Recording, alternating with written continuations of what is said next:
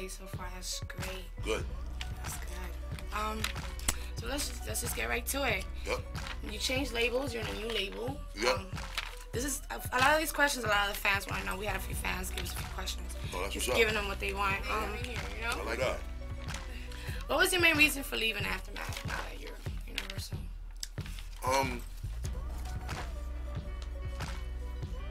I didn't really leave Aftermath. I wanted to leave Interscope. Interscope, okay. You know what I'm saying? My experience with Aftermath was great. You know what I'm saying? I mean, my only real issue was I just felt like certain things that needed to be facilitated for Busta Rhymes brand and Busta Rhymes business as far as my music projects was concerned just wasn't being facilitated in the way that I needed it to and that I felt it warranted. Right. And you know, at this stage of my career, if you know, if something ain't feeling right, then I just rather not do it. You know what I'm saying? Right. I done been through a lot, and my experience has taught me a lot. And, you're a veteran. You're you a know veteran. I mean? Yeah, you can see when this shit ain't going the way you need it to go in order to secure your own win. Right. And for me, at this level and this stage of my career and in my life, it's about securing the win. So, I mean, the great thing about that parting ways process that transpired, I sat with Jimmy Iovine, and I shared with him my views and my opinion. He was supportive of what I wanted to do, and you know, his whole thing was, you know, you've created a legacy that's legend for yourself before you even came over here. Right. And if I can't do nothing to help continue growing that, then you know, it would only be in my best interest and fair to let you continue. What's your relationship with Dre, if any? Are you guys still cool? You guys still? Jay-Z? Dre, yeah. My relationship is stellar with Dre. As a matter of fact, about 6-7 weeks ago, because I'm just coming back from a 3.5-week tour overseas,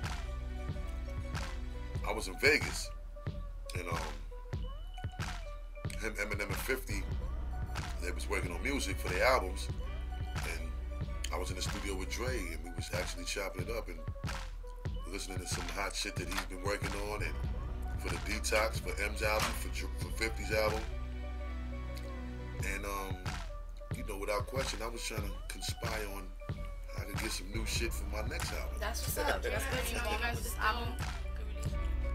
No, he didn't.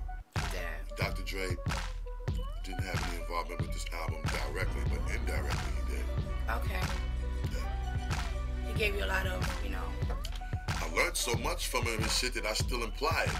You know what I mean? I implement a lot of shit that I've gotten from my Big Bang experience. And, you know, Focus, who is a producer in the Aftermath camp, he produced on the album, and, you know, whether it's speaking to Dre and letting him hear shit to offer his opinion, or it's having Focus there, who's from the Aftermath production team, or just, you know, just simply getting a Dr. Dre suggestion on how to make some shit sound crazier, you know, was definitely something that I was inspiration for you. That's great. That's great.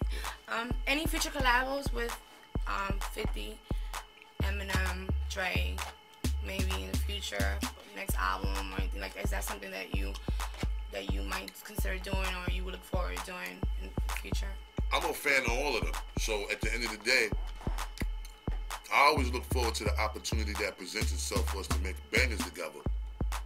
That's number one. Number two, you know, the lines of communication with all of us is always open. So coming up with creative shit, just through regular conversation, can happen at any given time.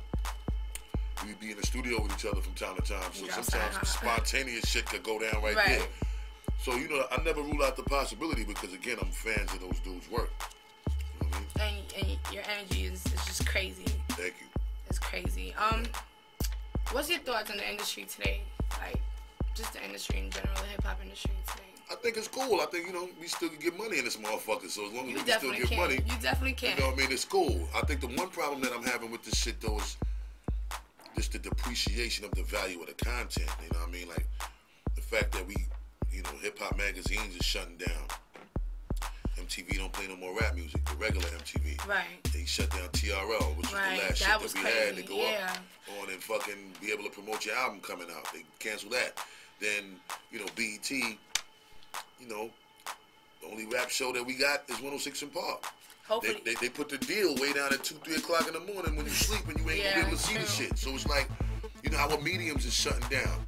King Magazine is closed. Yeah, you know, sad. It's fucked up. You know what I'm saying? So as far as those things are concerned, that's the thing that's bothering me right now. Like the content is being really depreciated. You know what it is too?